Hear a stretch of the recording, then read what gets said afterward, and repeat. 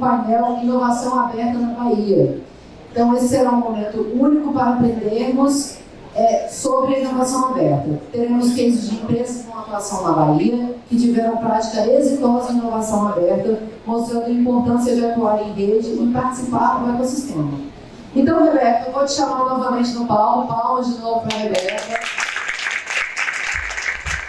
Já tirou seu microfone, Rebeca. Seja bem-vinda novamente. Rebeca esteve conosco no painel anterior, que não estava aqui.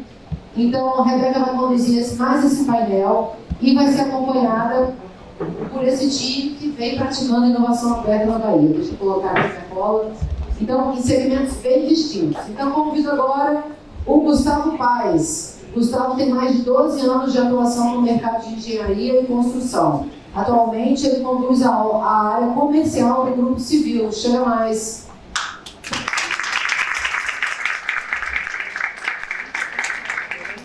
Bom, seja bem-vindo. Pode tomar os seus assentos. Vou chamar também o Guilherme Moura. Ele é produtor rural, vice-presidente administrativo financeiro da FAEB, responsável pela área de inovação do Senar Bahia e presidente da Câmara Setorial Nacional do Cacau e Sistema Agroflorestais do MAPA. Tá, Guilherme? Muito obrigada. Chamo também o Vitor Hidalgo, cofundador e diretor de comunidades do ConfraHub, líder de comunidade da Confraria do Empreendedor Brasil-Portugal e presidente da ABRH Bahia. Tudo bom, Hidalgo? E, por último, mas não menos importante, o Vicente Aguiar, diretor de tecnologia do Pessoa em Pessoa Advogados Associados. Com mais de 15 anos de experiência em projetos de inovação, ciência de dados e tecnologia no Brasil, Argentina e Suíça. E convidados globais. Rebeca, é contigo então, vou deixar esse microfone aqui com vocês. Está funcionando? Oi? Pronto. Bom, para quem eu ainda não dei bom dia. Obrigada pela participação de todos. Né? Como temos algumas pessoas novas aqui, então, novamente, reforço o agradecimento pelo convite de estar aqui com vocês. Agradeço também ao time da Rede Bahia que se faz presente e aos meus convidados ilustres, né? Uma super responsa, principalmente depois também de uma palestra tão interessante. Então, nós temos um pouquinho de tempo reduzido, tá? A gente já tinha combinado aqui algumas das nossas perguntas, então eu vou adaptar um pouquinho, mas dá tempo de fazer sua apresentação. Fique tranquilo, temos também os vídeos para a gente passar. Então, vou acelerando para que a gente consiga contemplar o máximo de informação possível e vou direto para a pergunta. Combinado? Estamos falando de inovação aberta, aí sabemos que isso depende da colaboração desses ecossistemas diversos, senão a gente não teria como fazer com que ela acontecesse. Como é que cada um de vocês enxerga o papel das redes e das conexões no mundo, on e off, que ainda por uma questão didática a gente ainda diz um pouco na nomenclatura, mas sabemos que estamos todos conectados, para esse sucesso desses projetos, essas conexões humanas e empresariais? Qual o nível de importância dela para essa construção de inovação aberta? Pode começar, por favor. Bom dia.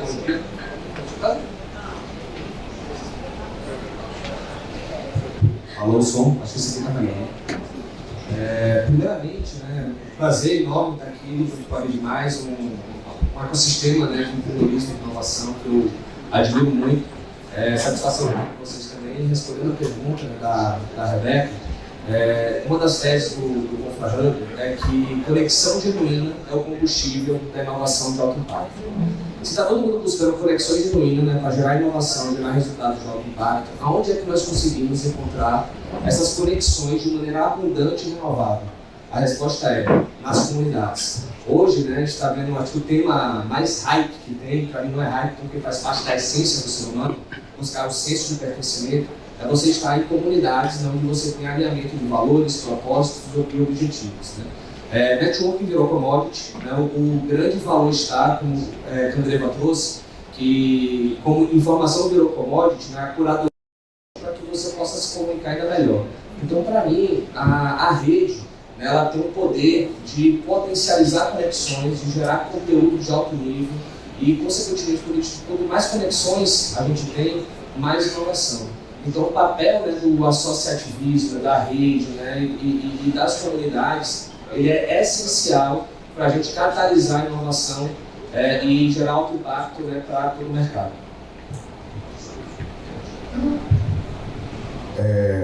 Bom dia. A gente com atuação há 63 anos de mercado, né, que é o tempo de atuação do Grupo Civil aqui no mercado da Bahia.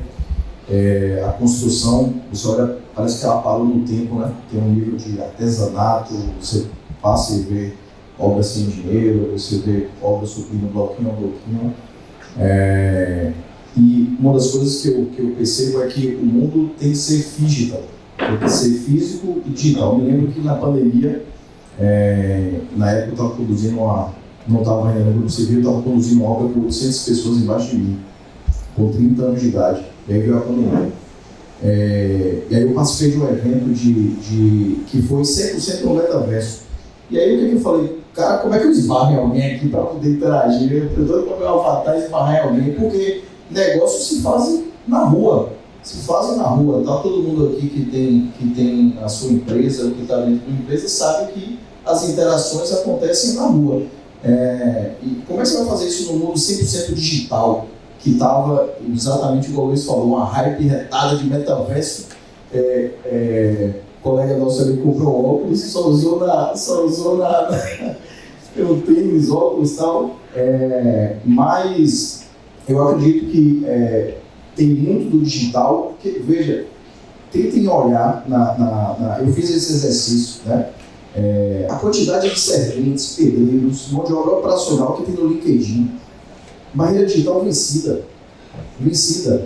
Perceba se vocês já não receberam, você navegando naquele rios ali, aí você tem o cara que, pedreiro na empreita, eu faço em tanto tempo, serviço, etc, tal, falando intuitivamente, né? Então, se você pergunta se a tecnologia chegou no canteiro de obra, já chegou muito através da mão de obra operacional, mas o que precisa de fato é você ter metodologia, é você saber treinar aquela tecnologia para onde traga resultado para dentro da empresa. Então, trazendo um pouco do olhar da construção civil, eu vejo que os canteiros de obras estão cada vez mais permissíveis para a tecnologia. Então, o pensamento de inovação aberta dentro do Grupo Civil, vou trazer alguns cases ao longo do nosso papo aqui, fez inovação aberta sem ter o setor de inovação aberta, sabe? Isso que para mim é genuíno.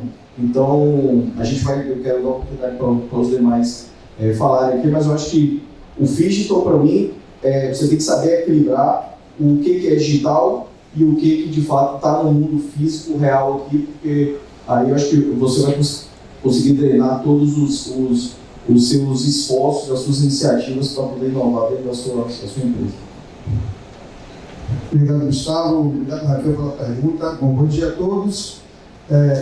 Primeiro, agradecer aqui a organização, a Rede Mais, por nos permitir estar aqui conversando com vocês hoje sobre o segmento agropecuário da Federação Agricultura da Bahia. E, tentando ser muito breve, eu só quero fazer uma narrativa aqui para a gente chegar na questão que a Rebeca perguntou de forma muito específica, que é a questão da colaboração na estratégia de inovação aberta, vai dizer o seguinte: o agro brasileiro é o mais competitivo do mundo. Nós somos o maior produtor de alimentos do mundo, né? Nós somos os maiores exportadores de diversas cadeias produtivas e o nosso agro é o mais competitivo. E isso se dá basicamente 3 fatores: o perfil do nosso produtor faz uso intensivo de tecnologia, nós somos um país tropical com muita terra, né? E fazemos muito uso de tecnologia, né? O produtor ele é muito empreendedor, tomador de risco, e ele faz muito uso de tecnologia. Então, esses 3 aspectos terminam fazendo com que a gente consiga ser muito competitivo, e a inovação e a tecnologia já faz parte do agro há muito tempo, né? Se nós não seríamos assim, né? Rapidamente também para tentar historiar, a gente até na década de 70 era importador de alimentos, quando a criação usávamos tecnologia temperada. Quando surge a Embrapa na década de 70, a gente passa a desenvolver tecnologia tropical, isso permite com que nós nos tornássemos os que nós somos hoje. Então, só para historiar que a tecnologia faz parte do nosso segmento há muito tempo. Mas, e aí com o segmento de representação setorial e formação de mão de obra, que é o nosso caso, Federação da Agricultura e Senar, em 2018 a gente resolveu entrar na estratégia da transformação digital, incorporar esse mundo digital nas nossas soluções para serem apresentadas aos nossos produtores. E tecnologia, né, essa parte digital, startups, ela tem um gargalo muito interessante, que é você tentar entender a dor real, né, do empreendedor. Parece simples, mas não é. É uma coisa básica, é uma premissa básica, mas é uma premissa que faz toda a diferença em todo o trabalho que você vai desenvolver. E nós, como Senar, nós temos essa capilaridade de atender diretamente o produtor, e a premissa básica que nós tomamos foi: vamos fazer um levantamento amplo de problemas em diversas cadeias produtivas para, a partir daí, a gente entender quais são as dores que a gente tem que resolver. Fizemos isso, talvez em outra entidade do Brasil, porque nós somos uma questão de federação, né? Cada estado tem a sua, a CNA, a Confederação Nacional, a gente está aqui numa casa que nos representa, só que é de comércio, né? Nós somos a Fé Comércio do Agro, e a partir daí a gente fez esse amplo levantamento de problemas. E esse foi o embrião, Gustavo, para a gente começar a trabalhar a questão de inovação aberta. Então, diante desse leque de problemas que a gente tinha, a gente resolveu atacar alguns deles usando a estratégia de inovação aberta. E aí vem a resposta à pergunta de Raquel. A gente só estabeleceu a estratégia de inovação aberta onde a gente encontrou um ambiente mais colaborativo. Né? Porque a gente tem a Federação da Agricultura e o Senar, como os propositores da inovação aberta, o SEBRAE, que é um super parceiro nosso, a Rede Mais, né, que justamente é a facilitadora, mas onde a gente não encontrou o apoio, sobretudo da iniciativa privada, a gente não fez inovação aberta. Por quê? Porque se a iniciativa privada bota dinheiro nessas estratégias de inovação, né, porque ela tem conexão com a realidade, ela tem conexão com a vida real, ela resolve o problema. Então, uma premissa nossa para estabelecer essas estratégias foi: se os parceiros botam dinheiro, é porque faz sentido, e a partir daí a gente pode seguir adiante. Então, tentando responder, a gente entende que tem que ser um arranjo. Nós, Federação e Senar, temos uma expertise em um determinado escopo da estratégia, o SEBRAE em outro, a Rede Mais em outra, obviamente, e essa soma de esforços, junto com a iniciativa privada, faz com que esses editais de inovação aberta funcionem. Então, assim, são editais muito bem sucedidos, a gente lança ele, a gente pega um problema, lança o edital para o Brasil inteiro, startups do Brasil inteiro se inscrevem, né, e aí a gente passa por um processo de seleção, monitoria, até a parte final com a premiação, com esse arranjo que eu coloquei aí, que somos nós, Rede Mais, iniciativa privada e o SEBRAE. Bom dia a todos e todas. Falar de inovação aberta, acho que na maioria dos setores é desafiador, mas falar de inovação aberta dentro do setor jurídico, né, dentro de um escritório de advocacia, isso se torna ainda mais desafiador do ponto de vista prático. Mas uma frase que guiou e norteou muitos projetos lá no escritório foi do nosso geógrafo baiano chamado Milton Santos, que fala que um dos grandes desafios que nós temos é de pensar global e agir local. Só que agir local, num escritório como o nosso, que tem uma operação de 500 mil processos ativos e não inativos, que uma operação tocada com hoje algo em torno de 940 colaboradores, com 8 sedes distribuídas no país, é um desafio muito grande, porque, do ponto de vista prático, a gente conciliar o que é importante fazer, e aí todas as práticas de inovação abertas colocam esse desafio de melhoria, de fazer coisas que são importantes, com a urgência de uma operação tão, vamos assim dizer, volumosa, né, de um rolo compressor no dia a dia da nossa operação, que não deixa a maioria das nossas lideranças, da nossa equipe, parar de pensar no que é importante. Por quê? Porque está consumido pelo urgente. E aí um dos grandes desafios que a gente teve, como é que a gente consegue, né, dialogar com os nossos problemas para poder pensar em soluções que de fato resolvam os nossos problemas locais.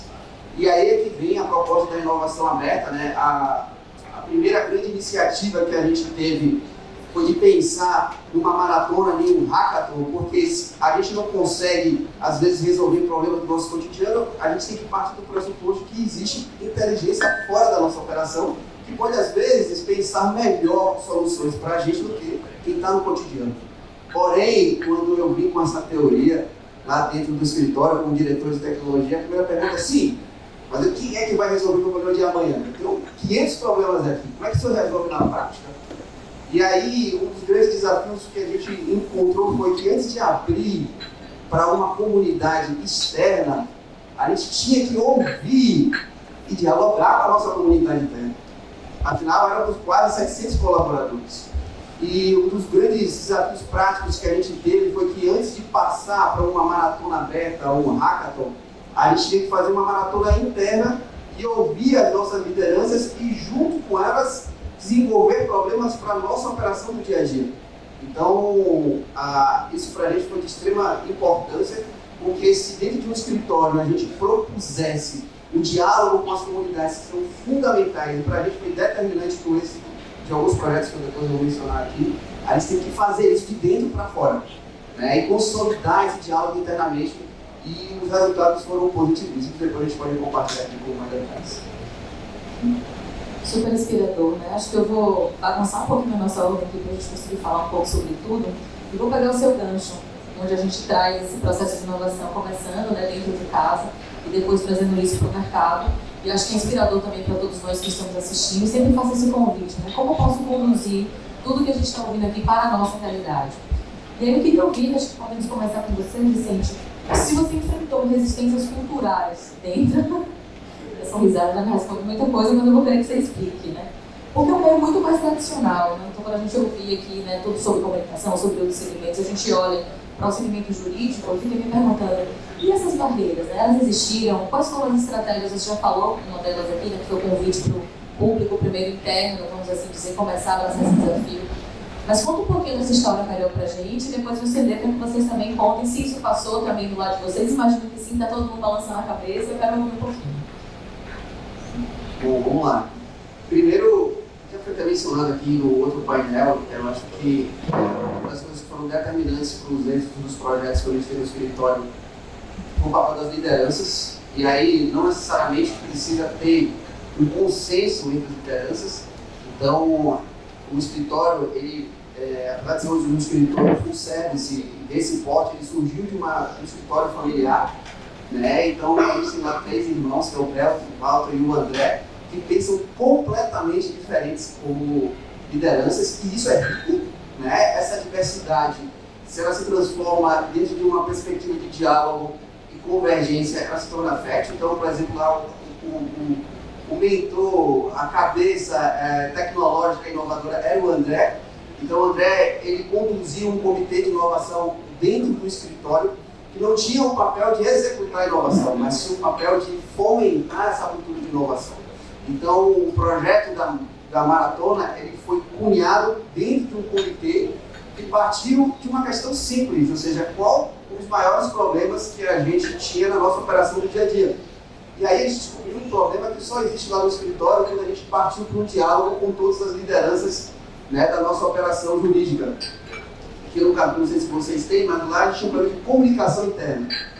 E aí a gente decidiu que, no lugar de fazer um hackathon hardcode com desenvolvedores com alto nível de tecnologia, vamos fazer algo construtivo, de forma colaborativa, envolvendo todas as sedes do escritório, todas as partes que estão na operação do Brasil, e perguntar para eles primeiro qual é o problema, e o maior problema levantado foi comunicação interna. E sentamos durante 2 dias aqui no Parque da Cidade, no espaço colaborativo que o Sebrae, o Colabore, perdão, estava fugindo o nome agora do espaço do Sebrae, que é incrível, e passamos um final de semana inteiro, dividimos em 6 equipes, foram 80 pessoas. Você está com os slides aí? Vou mostrar umas coisas. Se alguém tiver, eu agradeço. Tem? Pronto. E o mais interessante foi que, apesar de ser um evento de inovação que tinha como objetivo enfrentar o problema da comunicação interna, do ponto de vista da gestão de pessoas, foi o evento que teve mais avaliação positiva dentro do escritório do ponto de vista de NPS, que é o indicador qualitativo. A gente teve 89 nosso índice de NPS para esse evento. O que mostra que as pessoas querem ser ouvidas. Que é o valor, network virou commodity, construção de comunidade e de construção de relacionamento que dá o real valor. Né?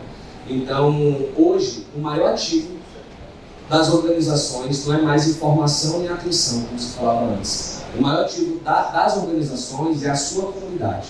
Porque quanto mais atenta a comunidade está com você, quanto mais engajada, quanto maior o senso de pertencimento, mais você consegue gerar conexões genuínas, resultado de alto impacto, mais as pessoas estão falando bem de você de maneira forte para que você possa se comunicar ainda melhor.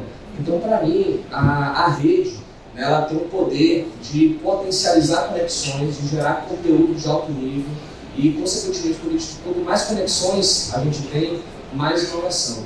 Então, o papel, né, do associativismo, da rede, né, e das comunidades, ele é essencial para a gente catalisar a inovação e gerar alto impacto, né, para todo o mercado.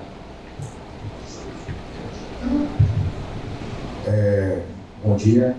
A gente, com atuação há 63 anos de mercado, né, que é o tipo de atuação do Grupo Civil aqui no mercado da Bahia, a construção, você olha, parece que ela parou no tempo, né? Tem um nível de artesanato. Uma relevância, apesar de ser um evento interno, trouxemos o nosso ecossistema, né, de pessoas que pensam jurídico, como o Cristiano Xavier, que é dentro do hub de inovação jurídica, a Lara Seren, que é uma mentora e uma gestora da área jurídica, e Ricardo Luna, que é o coordenador jurídico dos clientes nossos, que é o Banco Itaú. Então, eles fizeram parte desse ecossistema de avaliar os projetos, e o projeto vencedor foi a PP. A gente percebeu que a gente tinha que humanizar a comunicação interna no escritório para garantir uma efetividade. Criamos um avatar.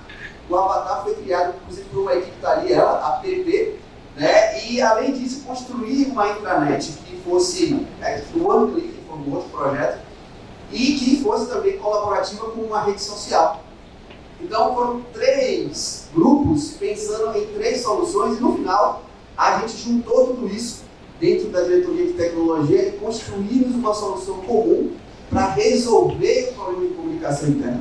Então, além de resolver ele do ponto de vista prático, isso permitiu que a gente avançasse por uma maratona que a gente acha muito mais desafiadora, que é o Hackathon, que depois eu vou mostrar para vocês os resultados dela. Obrigada por compartilhar, por favor. Vou aproveitar que eu estou com o microfone, né? Vamos lá. Gente, esse negócio de resistência à inovação, eu acho que eu sou do agro, né? Como eu falei, o agro é tecnológico, senão nós não estaríamos onde nós estamos. Mas nessa questão, falando especificamente mais dessa vertente digital, porque inovação é tudo, né?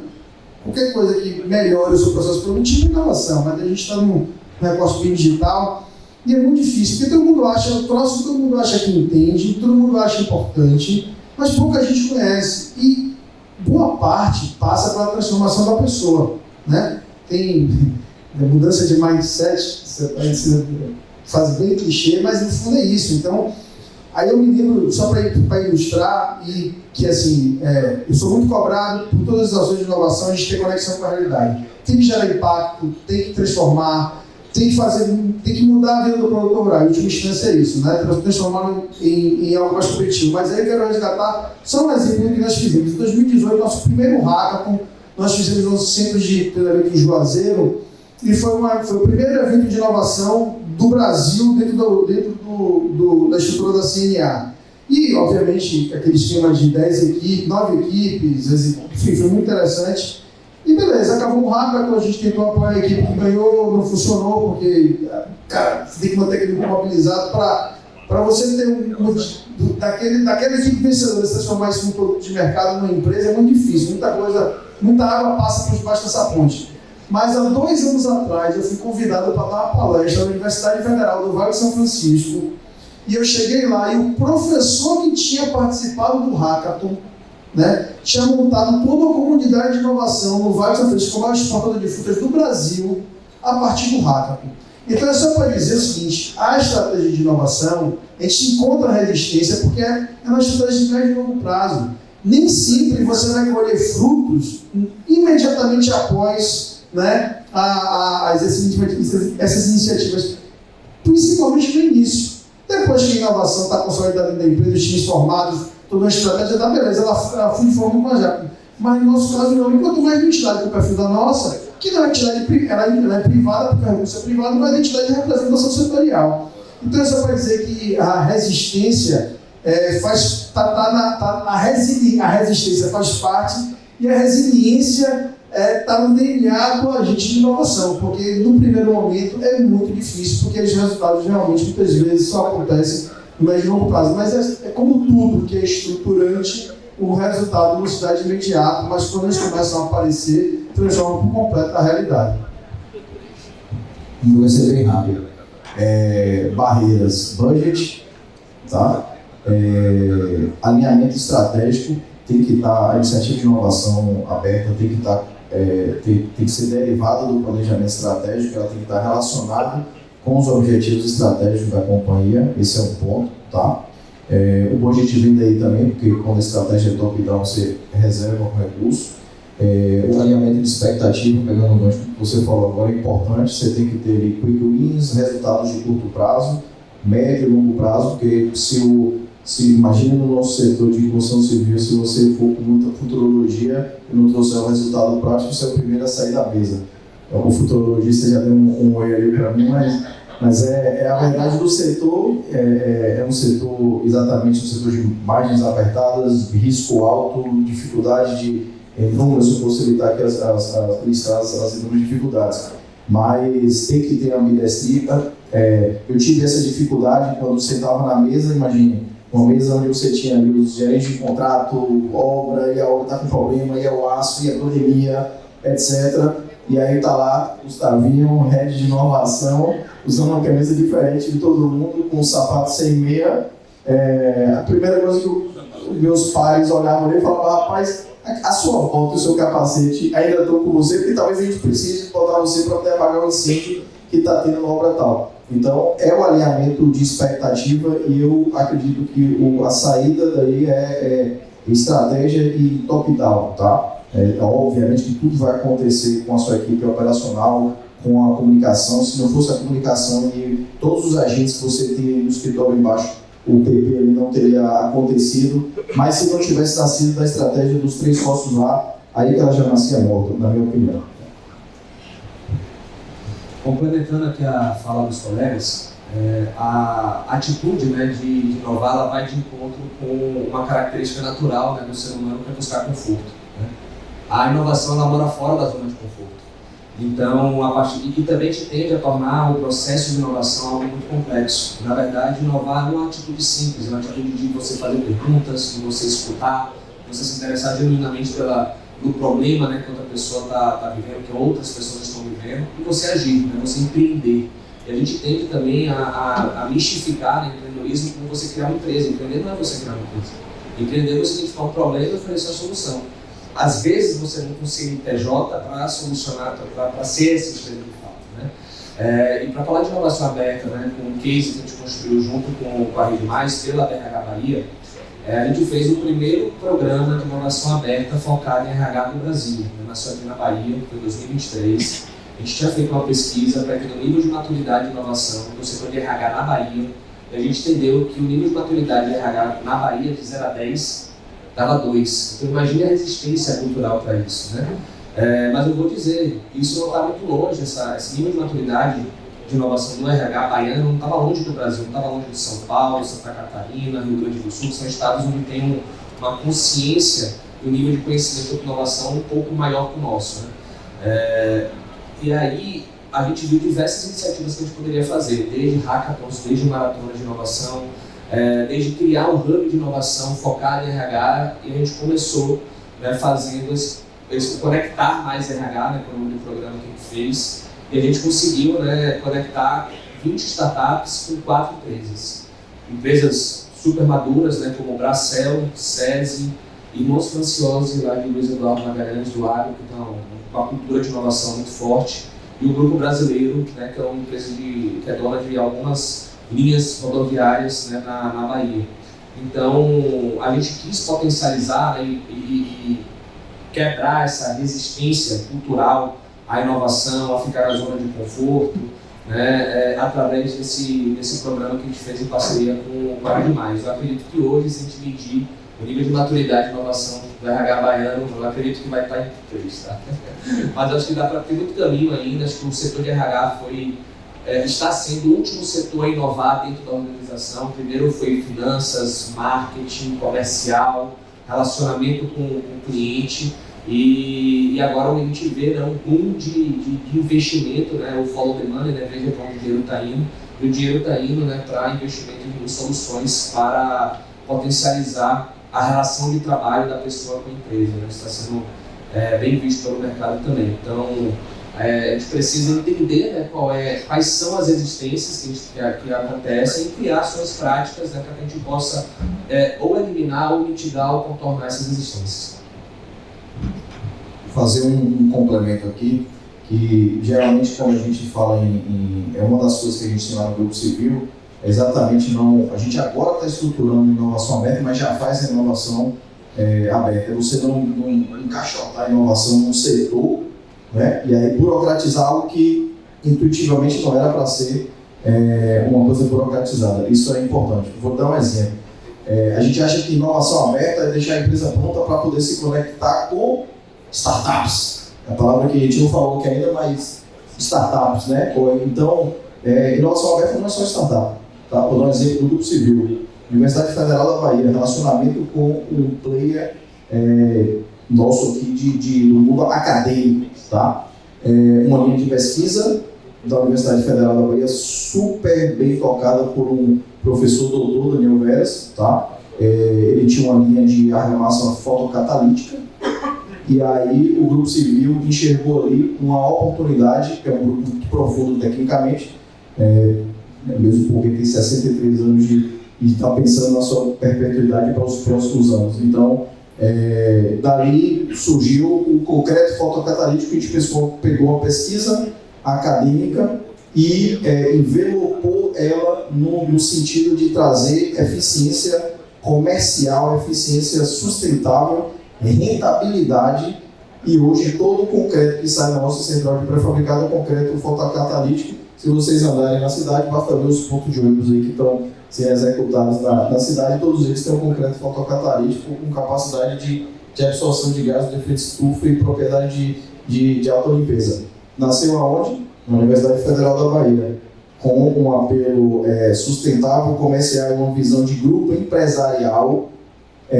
Aquilo não ficou ali dentro só da universidade, e através de uma relação de inovação aberta, mesmo sem ter setor de inovação aberta, hoje está para a comunidade e está dentro da nossa linha produtiva. Tá? Então, é um case que eu não gosto da inovação aberta encaixotada, e principalmente chamando de setor. Olha, tem um setor, isso aí é hype. Tem um setor de inovação aberta dentro de empresa, é hype. Ela tem que estar disseminada ali entre todos os players, e não só com startups, mas com o ecossistema como um todo. Super pertinente. Acho que para a gente encerrar aqui, deixou todo mundo com gostinho de quero mais, eu pelo menos fiquei. Tinha outras perguntas, inclusive, para fazer, mas nosso tempo está estourado. Vocês têm muito que compartilhar, então a gente vai continuar aqui disponível, caso vocês queiram também tirar alguma dúvida aqui na lateral. Queria agradecer pela atenção de todos vocês, obrigada pela presença, foi muito rico, e obrigada a todos.